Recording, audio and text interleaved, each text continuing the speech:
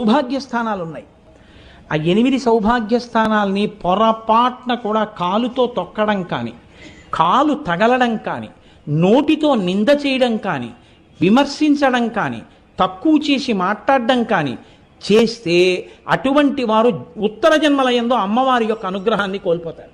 మొట్టమొదటిది తాడి చెట్టు, రెండవది చెరకు. అందుకే అమ్మవారి చెరుకు పట్టుకుంటుంది.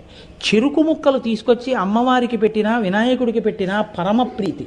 కాబట్టి చెరుకుగడ, తాడి చెట్టు, రూపుమారిన పాలు అంటే జున్ను కానీ పెరుగు కానీ. నాలుగవది ఉప్పు. ఉప్పుని ఎన్నడూ నింద చేయడం కానీ ఉప్పుని తిట్టడం కానీ చేయకూడదు. నాలుగవది ఉప్పు. ఐదవది అనుములు.